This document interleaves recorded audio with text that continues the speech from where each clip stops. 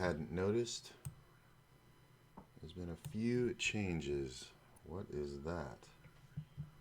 Oh, I know what that is. Hang on one moment, please. Slight technical difficulty. Gotta change this up a little bit. And bring it down just a wee. There we go. Now it's not so ugly. Got a new camera. It is a smaller field than I like, but not the worst. Also got a pop filter for the mic. Just a couple little things to help out the stream, and honestly, not bad. I'm kind of liking it.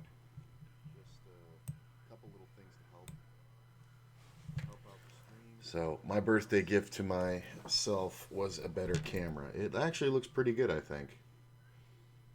Yeah, I like it. So my birthday gift to myself was a better camera. It actually looks pretty good. It's a pretty good one. I didn't have much time to test it. I did a small recording, but didn't really have much. Oh, there's that. I gotta kill that so you guys don't hear the playback. Sorry.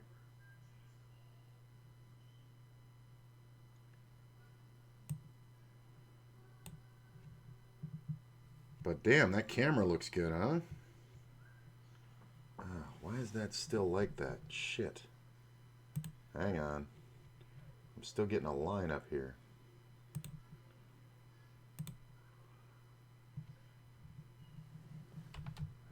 Let's try it again.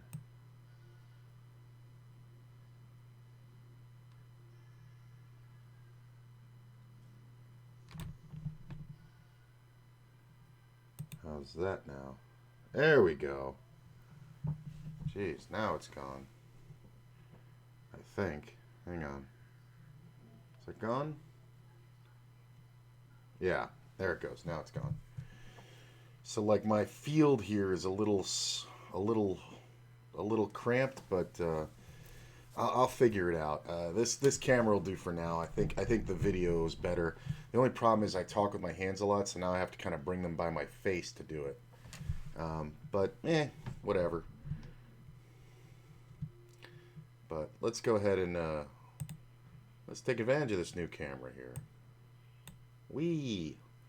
Looks pretty good. It's immediately gonna get us a pimple, right? Because I'm doing this. All right. Let's go ahead and start some hand quizzes. It is Sunday, so I definitely want to look at the schedule. I'm going to bring up ACR on the side here.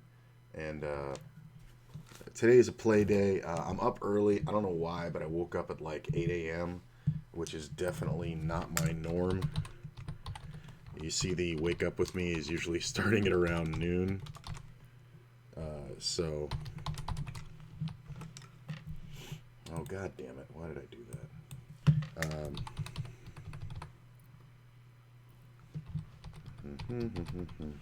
Sorry, I can't type and talk at the same time. And, of course, I've fucked this all up now.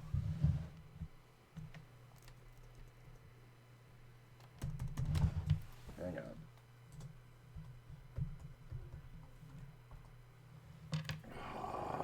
For love of Christ. What is wrong here? Oh, there we go. A lot of technical difficulties, but I'm glad they're happening at the start of the stream instead of while I was playing later, because there'd be no way to fix that. I'd have to shut down and restart. So let's see here.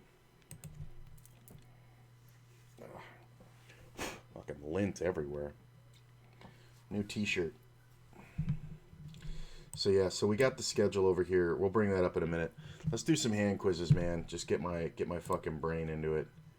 I guess that is obnoxiously big. Hang on. There we go. That's a little better. And I'll move this up here. How far over can we go? Right about there. Cool. Let's make this bigger. All right. We're just going to start here and see how we go. All right, in this hand we have King 9 offsuit in the small blind. It's going to fold to us. The big blind's playing 35 big blind. Should we fold, call, raise to 500, raise to 700, or raise to 900? These are interesting hands. I had to do a lot of study on these. It's interesting that King 9 here you can actually call a lot, but King 9 offsuit you want to raise. So I think 3.5 is about proper. That's 700 chips. Let's do it. In a equilibrium strategy, this hand is going to mix raise and call, or raise and limp. This hand class here, like two high card hands, once we get shallower, around 40 big blinds, is raised quite often. And I prefer raising to limping slightly because population is going to overfold, I think, their big blind, and therefore I like taking the aggressive action a bit more. I like raising. I like raising big. I like raising 700 or even 900 before raising to 500. I just don't like raising small as a preference. I prefer to limp in the small blind. I either want to build a really big pot or check.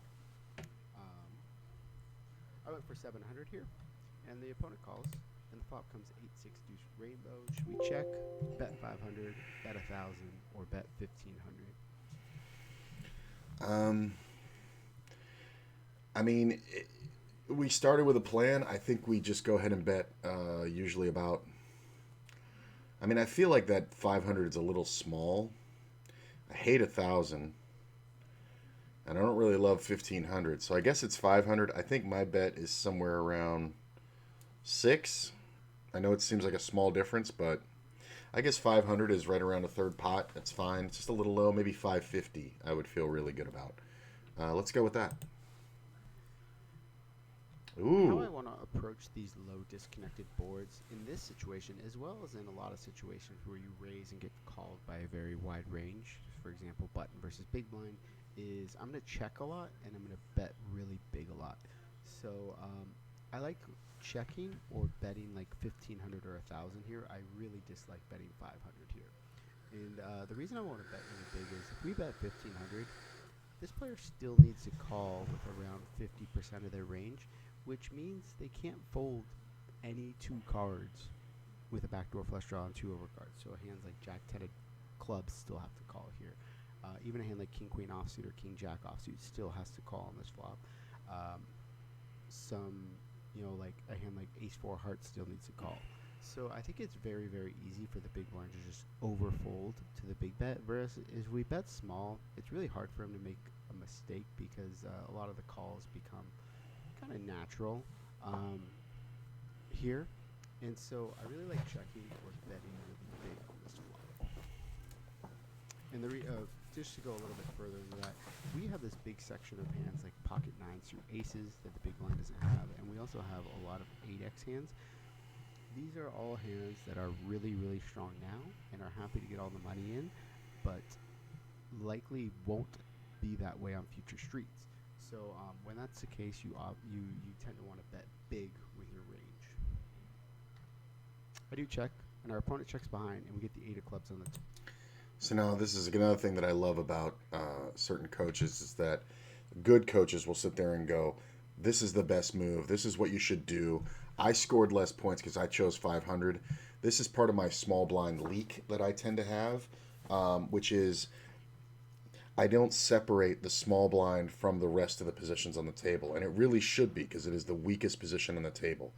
And when a position is so different, you should be proceeding differently. So when it folds to us and we raise and we are heads up, it makes a lot more sense. He's right to bet big because our hands are less dynamic because we're just basically supposed to be raising good range hands.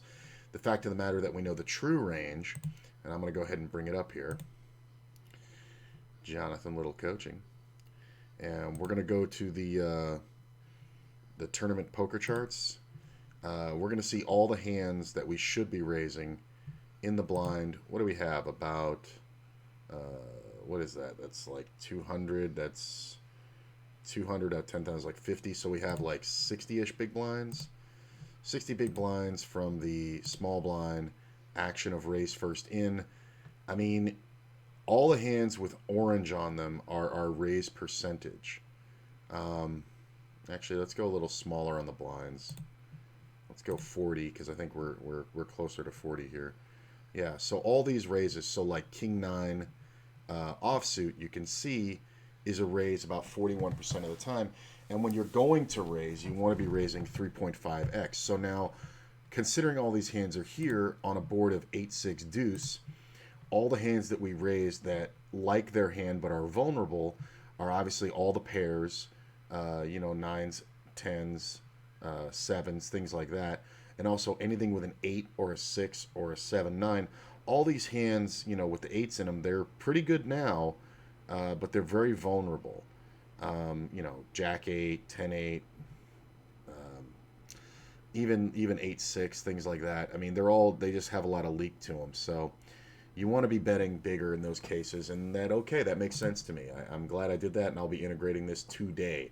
I haven't seen much talk about c-betting flops from the small blind. It's definitely a leak that I have. I'm definitely not doing it enough or betting enough when I do it. I kind of set up 2 and 3 street bluffs, which from the small blind is probably not the greatest idea. I like making double and triple street bluffs, but playing from the small blind, I should probably try to be more more simple with it, because I'm going to end up in some weird situations, and I do end up in weird situations all the time. So Turn. Should we check? Bet 500, bet 1,000, or bet 1,500? I mean, we just got called a pretty big bet, and here's the thing: if we had an 8, we would bet big on the flop, and then if we tripped it, our hand's far less vulnerable. I think we can check now. Actually, he checked on the flop, so that's what we have to keep in mind. So now, if you bet, I want to say the same rule stands where you would bet big to steal, but I feel like you could just check back now because your king high should be good a lot. I mean, it went check check on the flop, right? And you have a 9 blocker for draws, so there's not a lot going on for this other player. Maybe that's the reason to bet big. I honestly don't know. I think if I checked the flop, I would just check the turn because I don't really know where I'm at, but I wouldn't have checked the flop. So I think the same strategy applies here, except we're going to check very happy that I came up with that because it's true. After we check the flop and get checked back, our king high is good a lot. a little bit more. Nothing really changed on this turn card. So we're going to check here a lot. I want to bluff with my lower high card hands. I just have a lot worse hands that I can bluff with here. For example, like Jack 9 or Jack 10.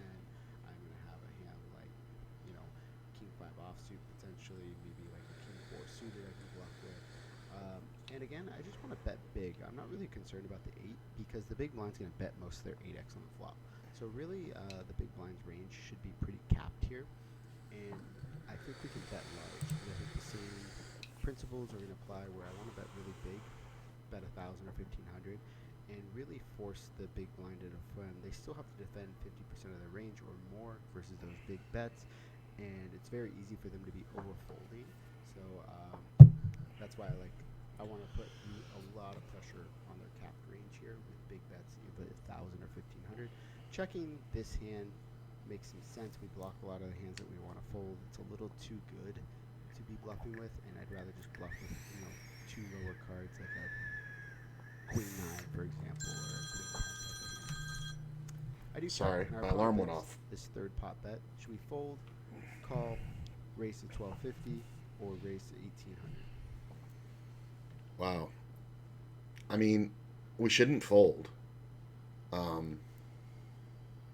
Check raising doesn't make a whole lot of sense, but this small bet is usually a draw, so I think this is a good candidate for calling. Like, this is kind of like a turn float, and then when the river comes off and it doesn't improve draws like clubs or straight draws, like if it comes off like a jack or higher, or like a deuce or a 3 or something like that. 3, I guess, but not really, because 5-4 would get there, but I mean, I guess that's a double gutter, so okay. So I guess like if it comes off a card like jack or higher, we can bluff all rivers. So I'm going to float. I think we have a pretty easy call here on the turn. I think a lot of people just look here. Oh, I have king high. I should fold.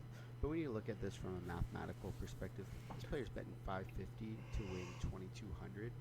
So we should only be folding roughly 25% of the time. And when you think about folding 25% of our range here, like we don't get to fold a lot of ace highs. We're not going to have a lot of overpairs. We bet those in the flop. We're not going to have a lot of 8x. We'll have some sixes, some deuces, some pocket threes, fours, fives, but we're gonna have to defend with a lot of high card hands. And in terms of high card hands, like a decent king high like this with 2 overcards to the 6, we're gonna have to continue with. I don't really like raising. I think I'd rather raise with a hand like Jack 9 or 10-9, just 2 lower cards that maybe block a few more 8x hands.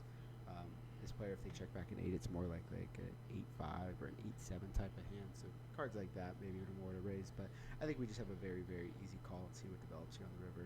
I think I make a pretty big mistake and fold here. Yeah, I just don't like folding here. I think we just got to call and see what develops on the river. All right. Well, except for the small flop bet, I came up with better answers than were played in game. And on post analyzation, what's his name? I think this is Matt Affleck here. I think he went ahead and corrected his actions. So he's saying I mucked up this hand, but we can still learn from it. He pointed out his mistakes, and we got further. Hey, what's up, Cosero? How you doing, man? Good to see you. Happy Sunday.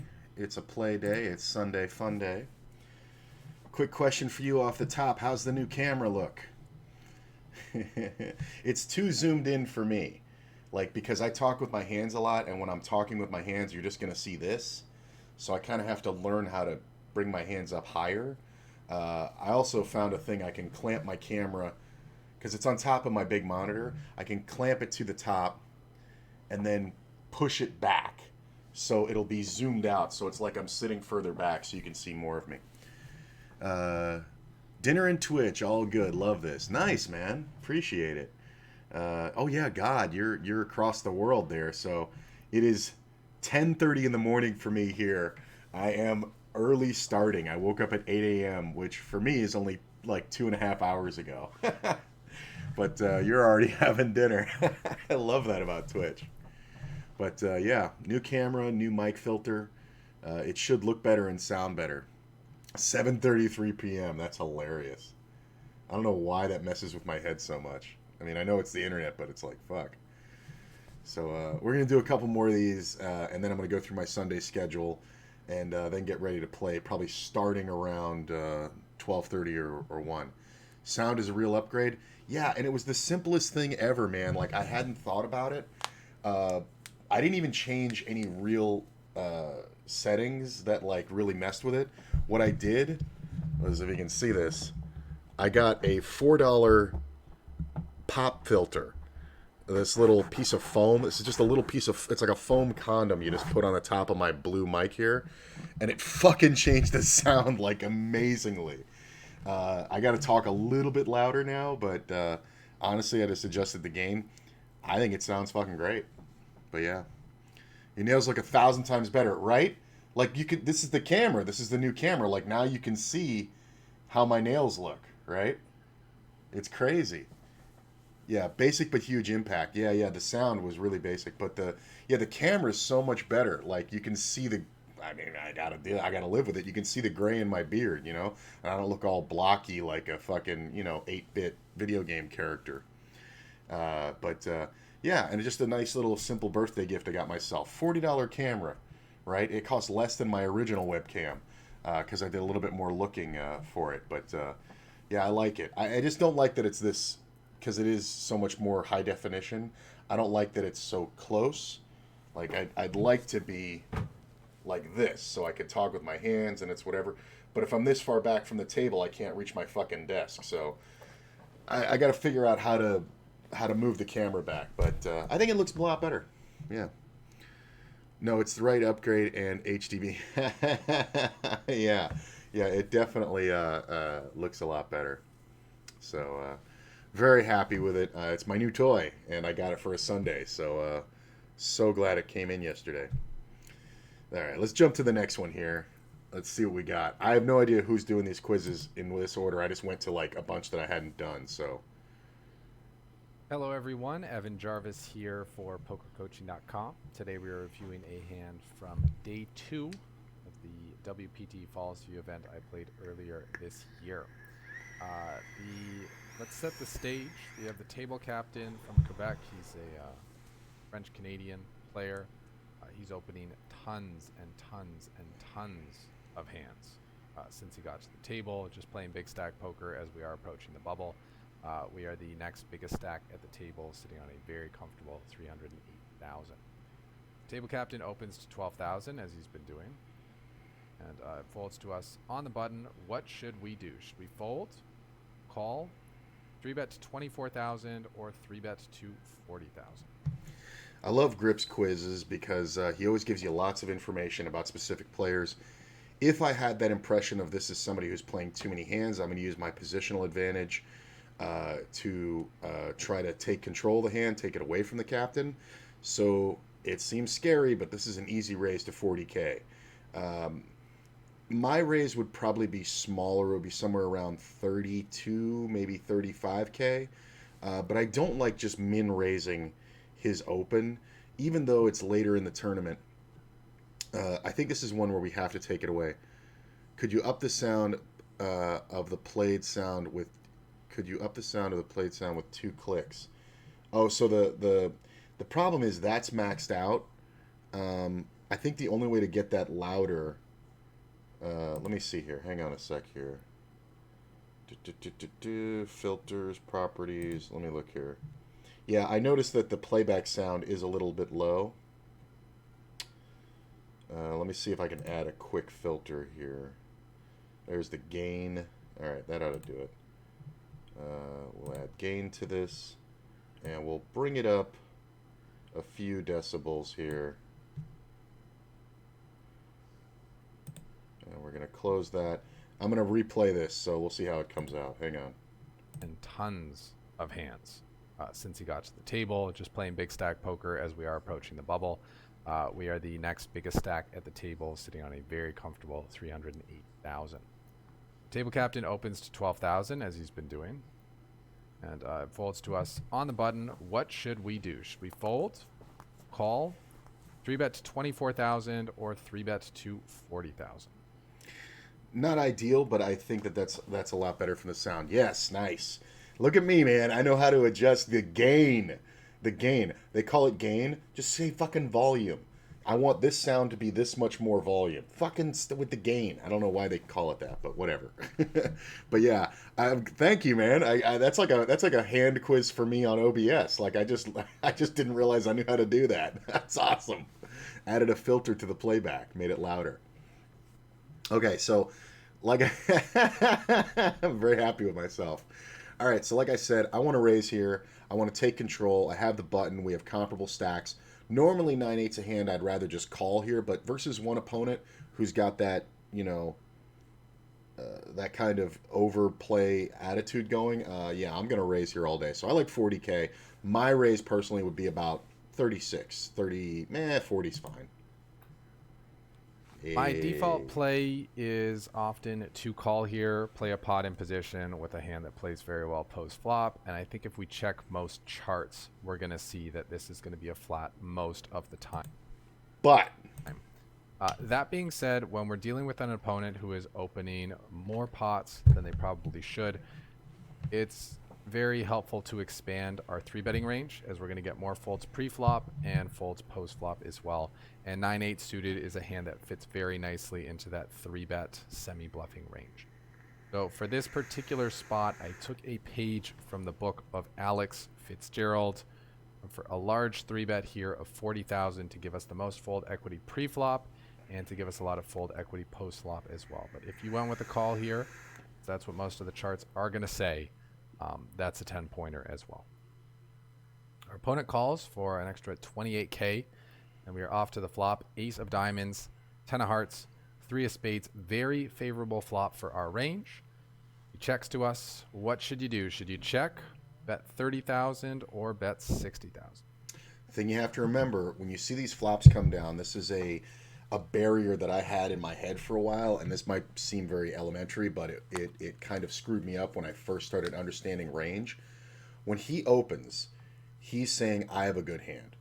When we 3-bet, meaning we re-raise, we're saying, no, no, no, no, no, no.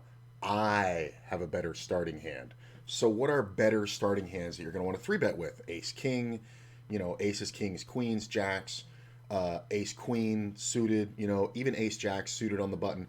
All those can re-raise. So this flop is very good for those hands if we had those hands. Therefore, our range is stronger because our pre-flop range is stronger. Now, if he had 4-bet us pre-flop, he's saying, no, no, no, no, no, no, no, no, no, no.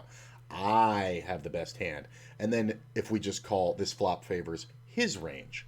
You see what I'm saying? So unless it's exactly kings versus our ace king. So in this situation, it's very easy to bet because we should have all the control. What would you do with ace king in this scenario? Well, I think most people, if they'd actually, like if I actually had ace king here and had played this straight up, I would probably check this flop because I would expect this player to bet at some point because he is being such a captain. That being said, most people will not do that. Also, I would never check ace queen here. So the bet is, so I'm going to bet this flop probably 90% of the time. I think most people are when they have the proper range to 3-bet. And therefore, our proper 3-bet is 30,000. 60,000 is just too much. We're going to save it for bigger bets on the turn. So what you're saying, if I understand correctly, create a consistent storyline. Yes, that is the truth with all bluffs. If your bluffs make sense to the other person, then they're going to work. And that's the thing. You don't have to like have this crazy intuition of, well, when I do this, it means that. No, no, no, no, no. Just put yourself in the other person's shoes and just say, I raised and this guy raised me on the button. The flop came down ace high. I check and he bets. Is that good for me most of the time or bad for me? Most of the time, that's fucking bad for me. So therefore, we know betting is smart play here because when we're on the other side of this confrontation, we know we didn't want to see the ace on the flop unless we have exactly ace king or ace queen. Most of the time, just in poker, you're not going to get dealt that. You know what I'm saying? There's a lot more hands we can open and call a raise with than ace queen exactly because ace king, we probably would have 4-bet. You know what I mean? So it's really just ace queen, ace jack suited or nothing. You know what I'm saying? Like, I guess if you're a loose kind of silly guy, you could have ace 10 suited, and the rest of the ace 5 suited, but you're really not playing them for the pair of aces. So they're very vulnerable. So you don't want to see a bet here. So absolutely, when we're in the position to be the bluffer, this is a great spot. This is a perfect board to tell our story.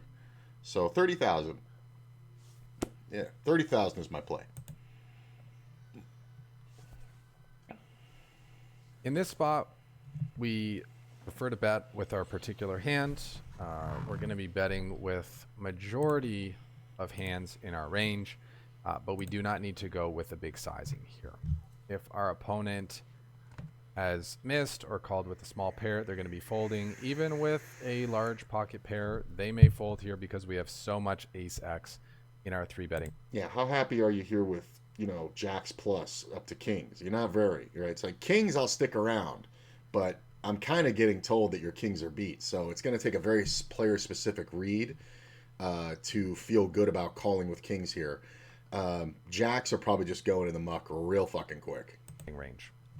Checking here, something we could do with medium strength ace we want to take to showdown, or we want to do some bluffs from our opponents with, but with the 9-8 suited part of our range and the hands that have not really picked up any pot equity on this board, we want to press our fold equity.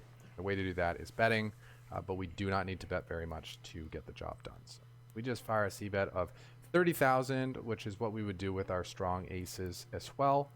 And our opponent, fortunately, simply folds right here and doesn't require us to apply any more pressure later on in the hand.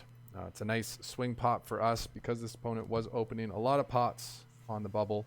And prior to him being at the table, we were the ones who were getting to open all the pots. So taking this pot down and getting a slight chip lead over him opens up some future value as well, that we're going to be able to get a few more open spots when he chooses to not open.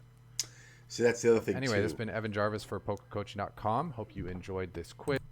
See, that's the other thing, too, is that when you're on the bubble or close to it, the real way you make money, especially when you have a good stack of 40 big blinds or more, is by stealing, because everybody else is trying to get to the money so quickly. Like these 25 big blind stacks, they don't really want to mix it up that close to the bubble and risk not making the money. Now, obviously, we know that people should be going for the win, but people get tight on the button or on the bubble, man.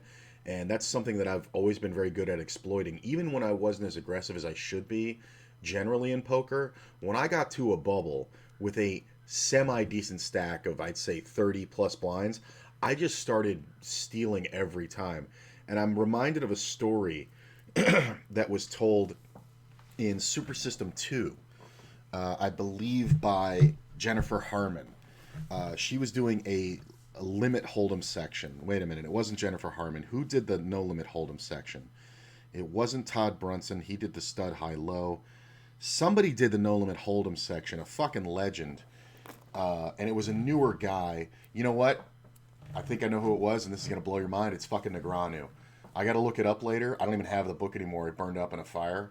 But I think it was Negreanu. And he was telling a story about the World Series in the early aughts where somebody said, somebody came over to his table, and he was sitting on a fairly good stack.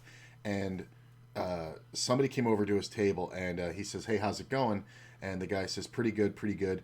And he says, "How's Phil Ivey doing?" Because Phil Ivey was still in it. And he says, "He's raising every fucking hand." And for that coach, I don't know if it was Negreanu or somebody else, they realized in that moment exactly why he was doing it and the fact that it was going to work every time. Amateur ICM hell, tighten up, only play aces. Exactly. One of my favorite examples of that, I think I've told this story on stream before, but fuck it, I'll tell it now. I was at a tournament at the Golden Nugget. This is about 4 or 5 years ago. I'm not home now. I'm not home now. I have the books. Well, when you have the books, look up who did the No Limit Hold'em section in Super System 2. The purple one. Great book, but nowadays pretty much all of that stuff, except for the mixed game stuff, is outdated. The mixed game stuff is only relevant as basics, and it's only relevant because the games aren't played as much as No Limit Hold'em. No Limit Hold'em's gone so much far ahead of that. It's ridiculous. But I was at this tournament at the Golden Nugget, and I had a pretty good, okay stack near the bubble when we were at I think it was 8 or 9 players left to the bubble, and it was like a 120 person bubble. So I think we were at 125 people left, and I looked at the clock, the blinds went up, and I remember it now. There was 11 people left. So we're at 131, and there was 120 getting paid. And I said, "Ooh, it's time." And it folded to me, coincidentally, that hand, and I was in the low jack, and I just raised. And I remember looking at my cards, and I kept my thumb over, when I was lifting like this, I kept my thumb over what the actual cards were. Because I knew no matter what happened, I was going to raise every time. And I was going to make the same raise every time. So it didn't matter if I had aces or 7 deuce. I just made it look like I was looking at my cards. Then I took a second, and then I raised. And it gets a fold. And the next hand, somebody else raised, and I folded. And then the next hand after that, I did the same thing. I didn't actually see the cards. I just made it look like I was looking at them, because everybody's watching everybody, so I wouldn't look at my cards until it came to me, because I don't want to give anything away. But when I looked at my cards, I wasn't actually seeing them, because I didn't want it to influence me. So then I raised again, and I stole again, and the next hand it happened again. I did it 5 hands out of 8. And on the 8th hand, there was this guy in the big blind who had gotten it twice now from me and had seen all these hands, and I was on the button, and I was on the low jack again, or high jack, whatever, and I looked, didn't see it, and I raised, and fold, and it goes to him in the big blind, and he was taking a while, and I'm just sitting there staring straight ahead. And I was actually, in my mind, I was trying to think of a scene in a movie to kind of keep me distracted so I wouldn't look nervous. And then I heard, "I know what you're doing." And I went like this, and I looked at the guy in the big blind, and I go, "What's that?" And he goes, "I know what you're doing." And I go, "Well, then you should know how to counteract it." And he goes, you're not going to get away with this forever.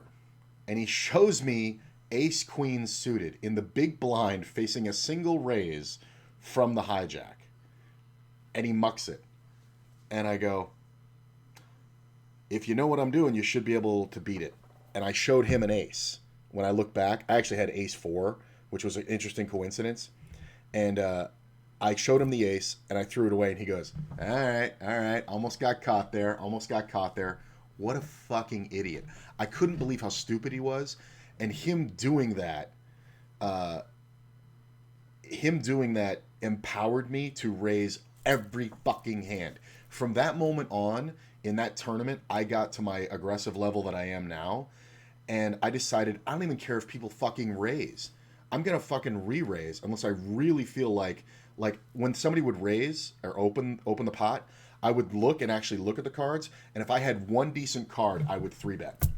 I did it the entire way to the bubble. The bubble burst fairly quickly.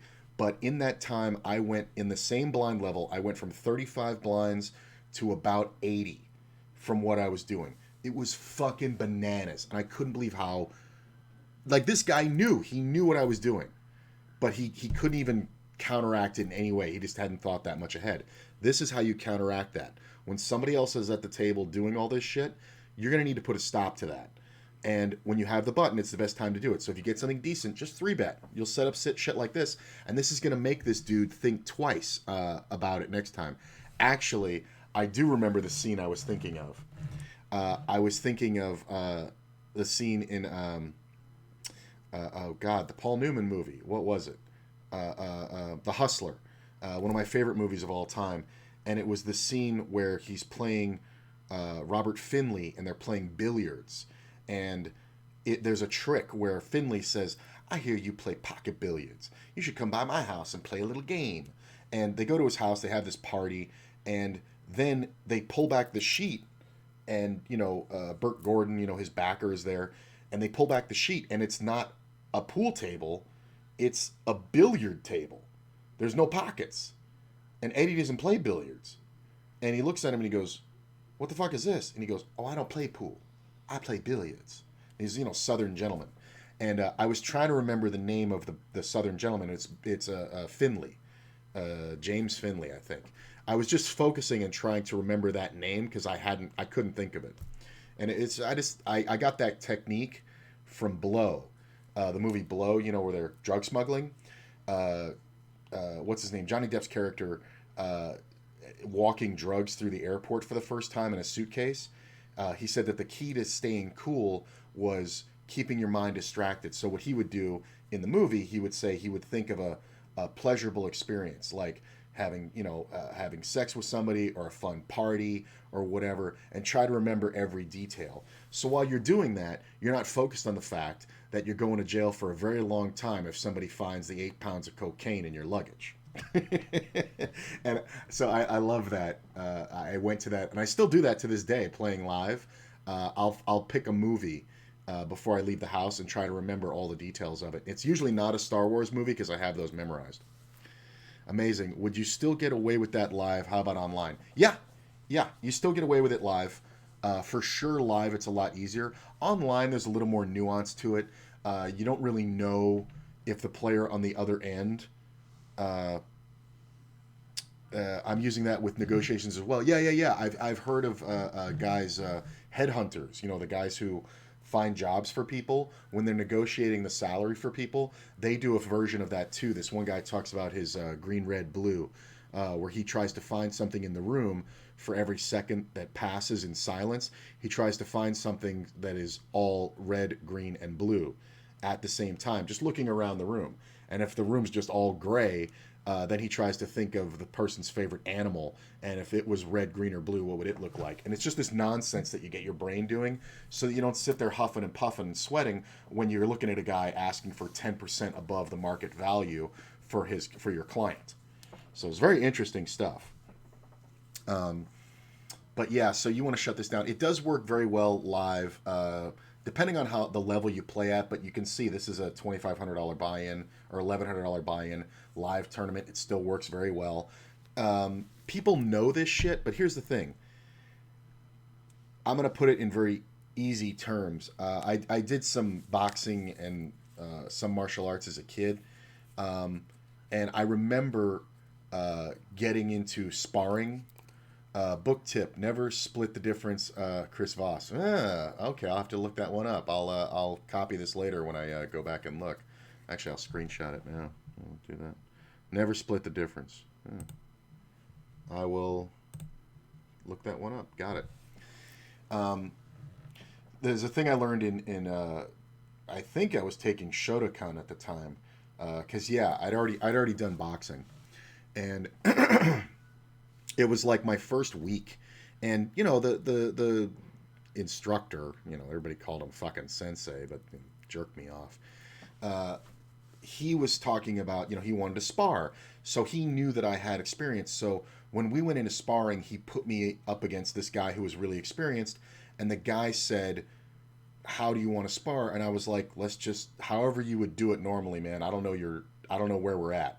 And the guy started beating the shit out of me. And the thing of it was, I was like, well, I know how to do this. And I went back to boxing immediately and just started sparring with this guy boxing. And the thing that this reminds me of when playing poker is that even though people know how to do something, they get very afraid. Very, very scared to do it. So a lot of people can't throw the punch.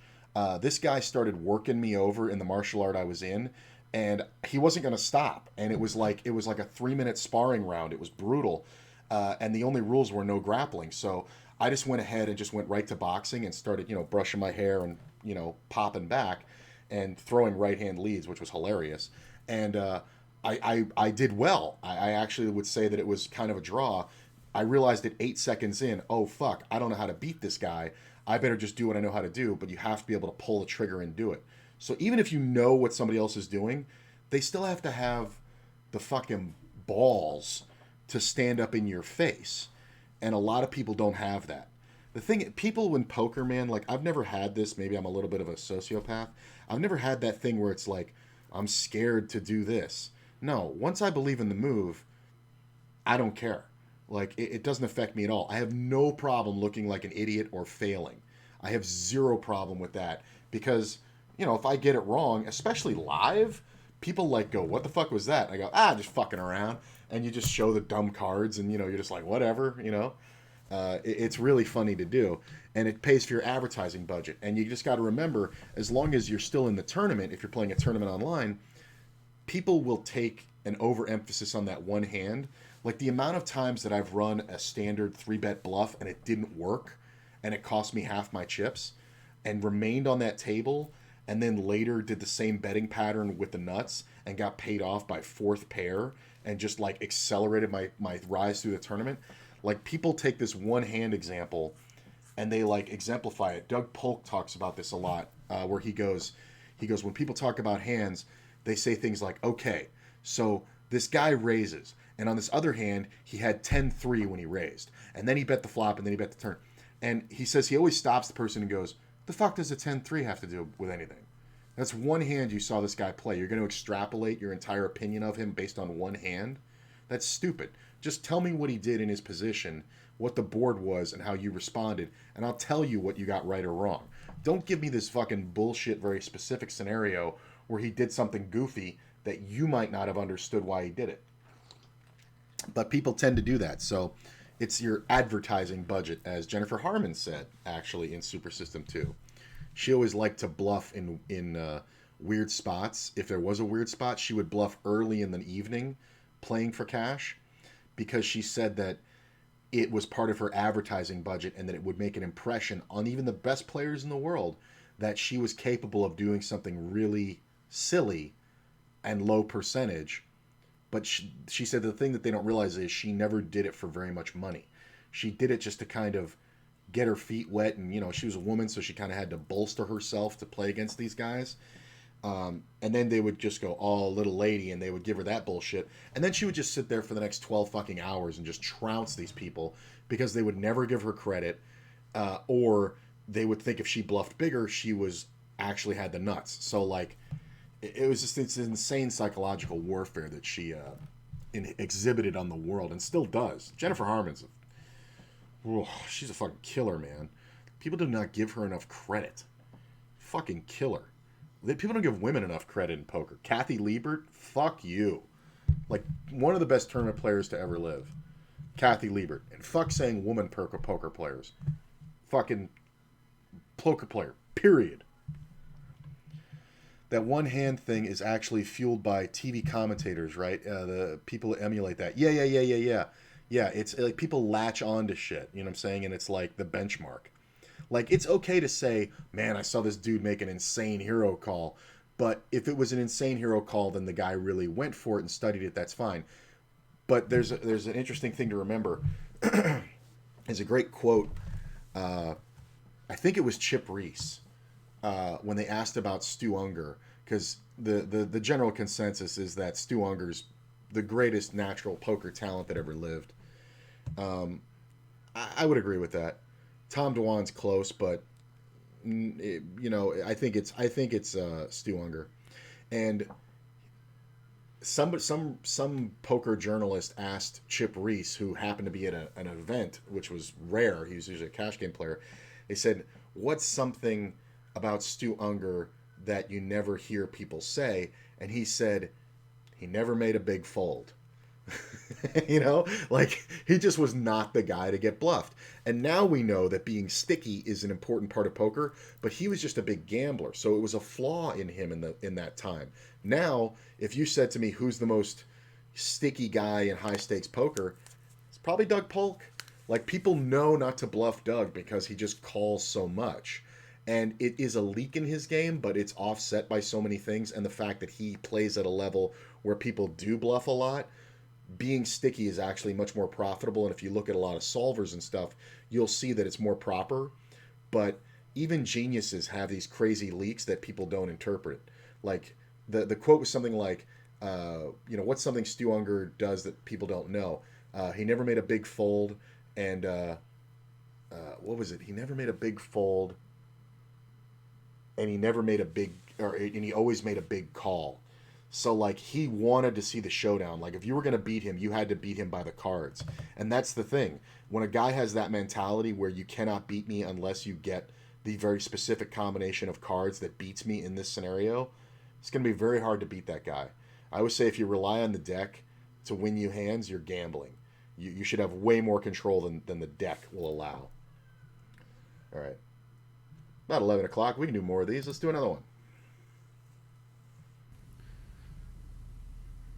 Here we have a king jack of diamonds on the button. We are facing an open from the hijack, a call from the cutoff. It's over to us. We can call the 250 here, or we can squeeze to 1130. Folding, obviously not an option. Which one do you prefer? If it was offsuit, my answer is snap 3-bet. Because we're obviously going to play the... I got a phone call I can't take. We're obviously going to play the King Jack. If it's offsuit, though, we're playing it for one pair. If it's suited, we're playing it, obviously, for better value with its flushes. That being said, we're so deep, and it is very early in this tournament. Calling is definitely an option, but personally, I always err on the side of aggression. So I'm going to go with the raise.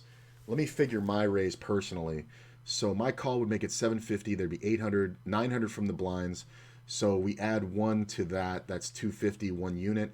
1150 would be my bet. So 1130 is close enough.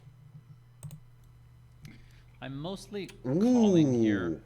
See, this is my problem.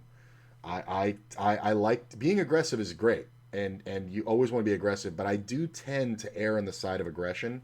And I know why he's calling here is because the hand plays well multi-way, and I don't really need to isolate. But it's just so much fun to raise. But I'm wrong. I'm going to say I'm wrong. It's not awful. It's definitely an option, but I know why he's going to say that it's just a call. The reason is I feel like King Jack suited is a little too good to squeeze and then have to... Right. Too good to squeeze. King Jack offsuit, not good enough to call. Like I'm saying, like King Jack offsuit doesn't have as much value because it's not suited. So you're going to raise that one every time. King Jack suited is a call because it has more intrinsic value multi-way. The waist and And when we get 4-bet with this hand, it sucks to have to fold King Jack suited. King Jack offsuit, we're like, well, the hand wasn't that strong anyway. I was just playing for one pair. When I get 4-bet, it's an easy fold. So yeah, this is a leak I have. I know this, and I'm, I gotta write that down. I'm gonna write it down so I don't forget it today. I'm gonna make it. I do this where I make notes. So my first note was small blind, c-bets, bigger, 70%. That's that I wanted to do. C-betting from the small blind, and then suited in position, strong hands, not just weak ones. No 3-bet multi-way to steal. I don't like relying on the deck, but this hand does have value. Hey, thanks, Enigma Man. I appreciate the good luck. So there's my notes for the day right there. Enigma Man, I got a new camera, and I changed the mic. I got a pop filter on the mic, man. So I'm looking for feedback. So far, so good. Are you playing or just quizzes? I am playing, not in this session. We're gonna do this quiz, and then I'm gonna look through the daily schedule, and I'm probably gonna start playing around noon or 1 o'clock my time. It's about 11 o'clock here now, but it's Sunday, man. I'm definitely playing, and I got the house to myself. Courtney's out for the day, so yeah, I'm definitely playing, man. It's Sunday. I don't usually like playing on Sundays, but my bankroll doesn't allow me to take a Sunday off, so I have to play a little smaller, but the volume and the volatility I can deal with if I back off the size of my buy-ins. So yeah, we're absolutely playing, and I'm really hyped to play. I just want to do a couple of these to wake up and make sure the new camera and mic settings sound and look better. So all right, so it's just a call here. And by squeezing, I don't feel like we're getting any better hands to fold. I mean, we might get king, queen, and ace jack to maybe fold. I think it's close for them. But if they were earlier position, like maybe from here, then I would be more into squeezing this because it's easier to get hands like ace, jack, king, queen to fold. And then there's some benefit. But in this spot, I would be more open to squeezing something like king 10 suited, jack 10 suited, where there's more better kickers for us to get to fold. So that's kind of the logic I'm using when I'm deciding to squeeze or not. I also would be a little more likely to squeeze this if I was in the small blind, for example, because I'm out of position, and now I'm just trying to take away their positional advantage and lower the SPR a little bit. But yeah, so I'm generally calling here, and I would squeeze occasionally. And I did decide to squeeze here. I just felt like the player... See, again, I love it. Faraz is very self-aware, and he says, you know what, ideally this is played better as a call. I did squeeze. So now we go ahead in the hand, realizing that we went for the squeeze and most likely got called. It wasn't the type that was going to 4-bet light ever, really, and I did think they might be able to fold from those king, queens, and ace jacks a little more often, so I did decide to do a one-off squeeze here, but calling is my preferred option. PFR calls, the flop is 9-8-4 with 1 diamond, 2 hearts. Checks to us, we can check it back, we can bet 830, bet 1400, or bet 2200. Would you have to ask yourself, what hands would you fold if you raise, and do you want that, right? Or is that a dumb question? What hands would you fold if you raise? You do have to think about that, because obviously you have to understand that ace, king, aces, kings, and queens are not going to fold, you know, easily. Jack's probably not either for a 3-bet. So you gotta kind of start with what you're trying to get to fold, but honestly, being pre-flop, it's not a dumb question, but it's a question that'll throw you into an existential crisis, because you'd have to consider all 1200 or what is it, 1278 hands pre-flop. That's not what we're doing. We're basing our raises off of our position, our stack, and our cards in that order. You know what I'm saying? Like position and stack are just so much more important than the actual cards in your hand. But when you have hands like King Jack offsuit or King 10 suited here, the hands aren't great, but they merit more 3-betting because of their lack of actual hand power. But they do have blockers to hands like Ace King, Pocket Tens, you know, things like that. You know what I'm saying? So by you having a king, it makes it less likely someone else has Ace King or King Queen. You know what I mean? Okay, cool. Okay, then check. Yeah, here's the thing. In this exact scenario, personally, I'm looking at it as what would I do with with Ace King here, which might not be the best thing to do, but it is a good way to go about it. We did 3-bet pre-flop, but unless we're representing an absolute overpair, our C-bet here doesn't mean much, right? And we could probably go for the kill pot, where we bet 22-20, which is fine. I think that's a good option. You know, betting about 2/3 pot, 70% pot.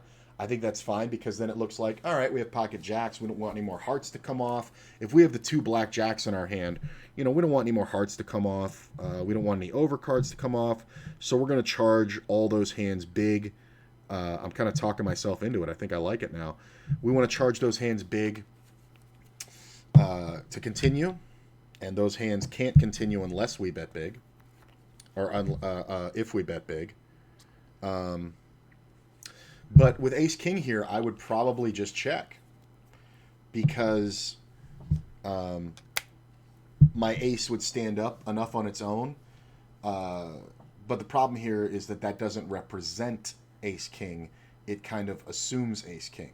I just released Jedi Mind Tricks number 5, where I played tricky spots like this, and I showed how you could make a player feel like you flopped a monster by checking the flop and then raising a turn bet. So if we check the flop here, he's going to bet at us a lot. We're probably going to have to raise to win this pot, and it's a very effective way of doing it. The only real way we get called is if he makes a monster, and it's very hard to make monster hands. So Jedi Mind Tricks number 5, it's up on the YouTube. Check that out. It's very well done, and of course it's cinematic with scenes from Star Wars in it, so it's a lot of fun. That being said, I think I like the kill pot. I'm either going to bet really big here. I'm either going to bet 2/3 pot here, or I'm going to bet 1/3 pot here. And in this scenario, I think I'd rather look like I have jacks. So I'm going to go for the big bet. This is outside of my normal play, but so is raising the King Jack suited. If we had just called it pre-flop, then, you know, I think we're in a different scenario because it's going to get checked to us, or we're going to be facing one bet and then we can take it away on turns. So I'm actually going to go for the kill pot here and make the big bet now, and then we'll see about checking the turn and then betting or raising the river. I think betting small or checking are both fine options here. The main thing we're a little concerned with is we don't have a lot of pocket 9s and 8s that we're going to squeeze. So, I didn't pocket 4s either. Right, like the board doesn't improve our hand realistically. Like 3-betting pocket 9s is a thing, kind of. But it would be a hell of a coincidence if we 3-bet and then flop top set. You know what I'm saying? You always have to think about the odds of that. This is a 215 online tournament, which I don't play any of these. I've played very few of these in my life. But he's right, and in game, it's probably just better to bet small and go for the multi-street bluff. We can set this up as a bet by going 1/3, 2/3, and then big on the river. So our opponent has kind of a big nut advantage, and we are fairly deep. So I don't mind checking back a decent amount of hands here, especially one like this. Where kind of leveled myself into that play too. I think my standard would always be to bet 1/3 pot. we really want to see a turn card. That said, if we bet small, we probably could peel over some check raises with all the back doors we have. So that's where I could go with either option. That being said, the 1/3 bet is not the best option here, I don't think. I think the best option is actually the check. Because my king, while it's not an ace, it's not going to stand up as much as an ace. It still has some showdown value, plus all the backdoor draws. So maybe this is one I just don't want to get blown off of. It's a good point. We did decide to check here. Turns a queen. Player bets out 1100. What do you want to do on a turn? We can call. We could raise. We can fold. It's a peel. I mean, here's the thing. It's a fold or a peel. I don't think we're ever raising here. You had it right. Yeah, man. I don't know if we ever want to raise here because it's just so much more likely for our opponent to have hit this queen. Then again, he could be representing that queen. Leading that queen is kind of scary, though, because we should have more ace queens in our range and king queens. I think if there was another diamond out there, we would peel. Man, I'm overthinking this hand. He's betting not small, kind of midish. Well, when I don't know what to do in game, I fold. That's what I'm going to do here.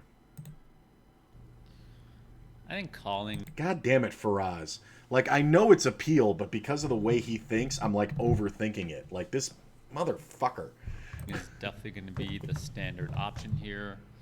I wouldn't be against raising. We do block the 10 jack. And maybe we want to raise. Plus, king queen's not that common because we have the king. Where the hell? What happened to my mouse? There we go. Some queen 9 suited, queen 8 suited type hands. Maybe we want to raise aces that we check back, but I don't think I'm raising too often here. The fact that he bets smaller makes it a little more likely to raise, but generally I'm just calling here. So either one I think is fine, but I like calling a bit better. Just because it's harder to balance that raise range. So we call, 2 hearts comes, and opponent checks to us.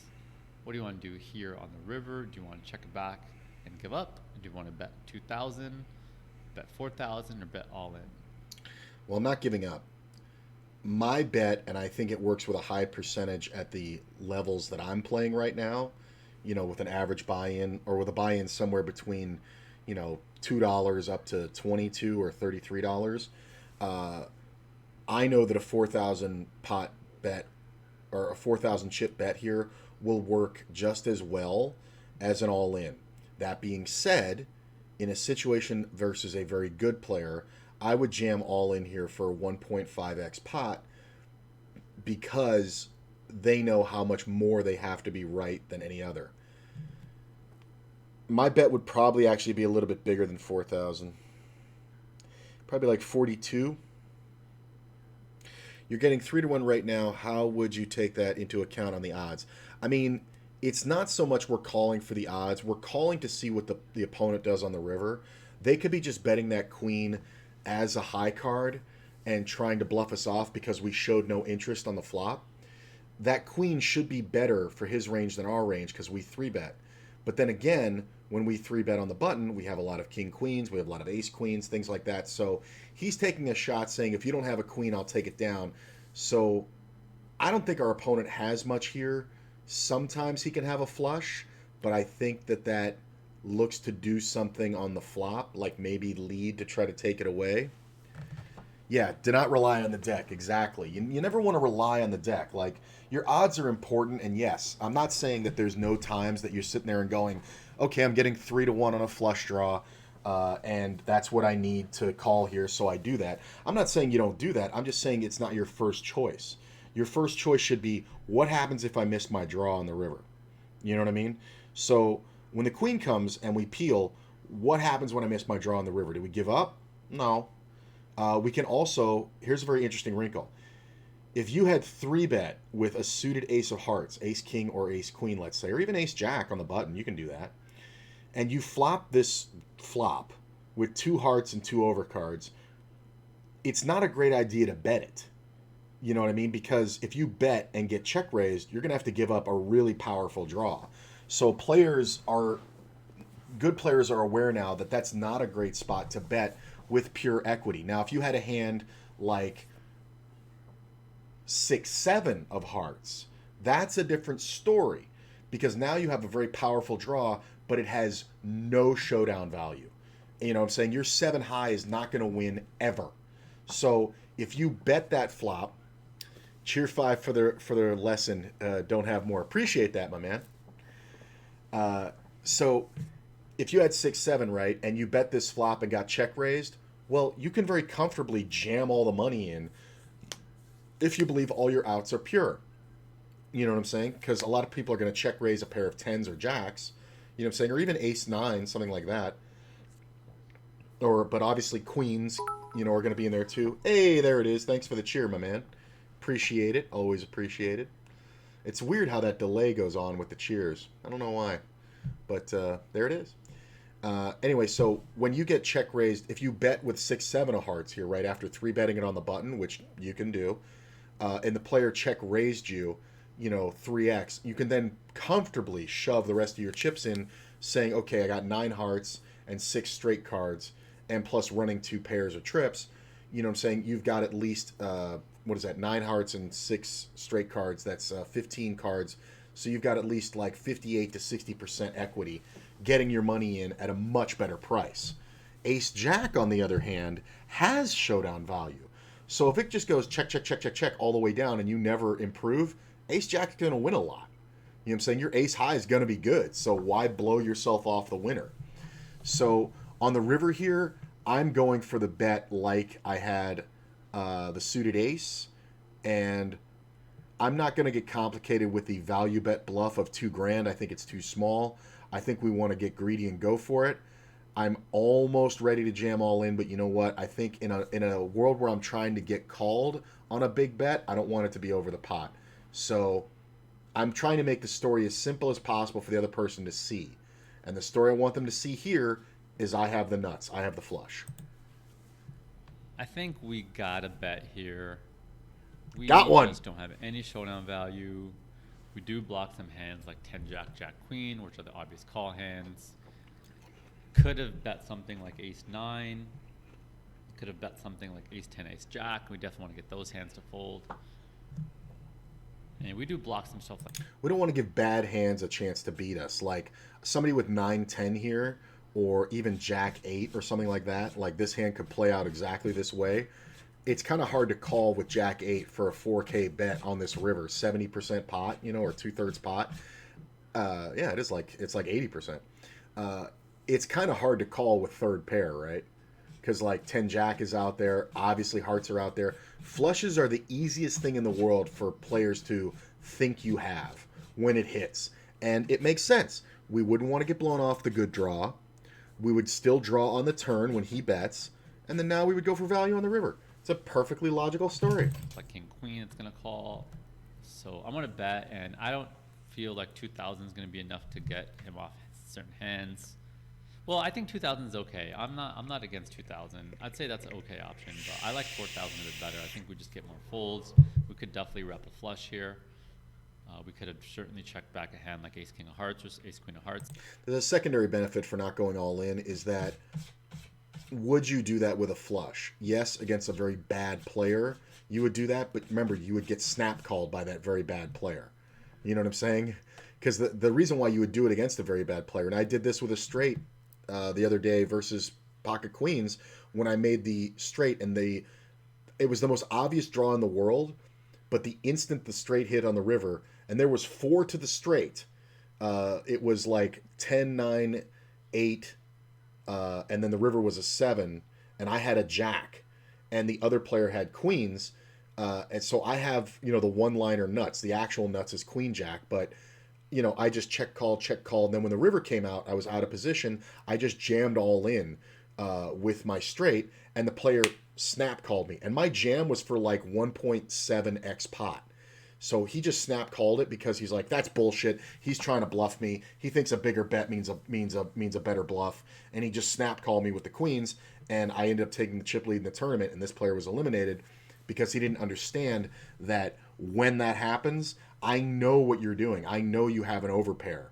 You know what I'm saying? So I'm not going to try to bet you off an overpair. Bad players will try to make you fold a great hand. Don't bluff at people with great hands. They're not going to fold them. Bluff at people who have marginal holdings or okay hands. Don't try to bluff people who have a fucking overpair or a set or top pair if you can't beat that. Because how often are they going to fold it? Not very, but somebody's going to fold second pair, third pair here a lot.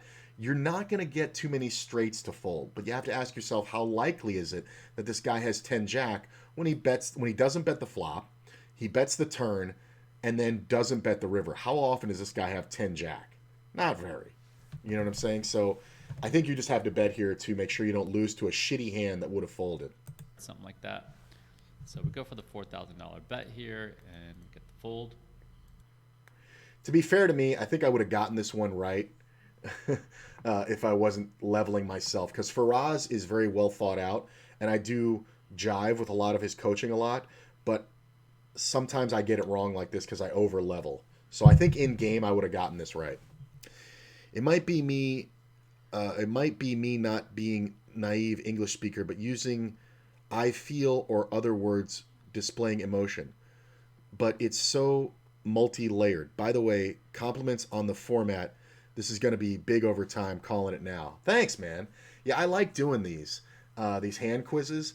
And I know I'm not a saint, but I tried to contact pokercoaching.com to see if they would give me an affiliate code so I could just give you guys a discount and make a little cash on the side. They don't have an affiliate program right now. And obviously I'm not a big enough name guy to be a coach on the site. That's the goal, man. One day I want to have my own hand quizzes up here and my own courses. But they did say that it was okay for me to do this, obviously, because they like their product being out there. And not for nothing, if you're not playing full time, it's kind of expensive. It's a great value, but it's a big chunk of money. I think it cost me $700 every year when I pay for this. I've had it for over a year now, almost 2 years. No, a year and a half, because my renewal's in July. And I locked in a price of $680 something during a sale. They have sales all the time, for premium for a year. But normally it's $1,200 a year, which I'd still pay. I would still pay it. It's well fucking worth it. There's more material than I'll ever get through here in 10 lifetimes. And they add shit every fucking day. It's insane. And 30 of the best poker players in the world are coaches on here. And you don't have to be a great teacher. You just have to explain what you're doing for your stuff to have benefit. But there are great teachers who are great players, like Jonathan Little, Faraz Jaka, all those guys. So I really like doing these, and this is to wake up my brain, especially when I haven't played the day before. Because I didn't play yesterday. It was all editing because I just was in that mode, and I was a little tired, and I knew I wanted to play all day today. So doing these to wake up with me and wake up my brain to play poker, I think is a great thing to do.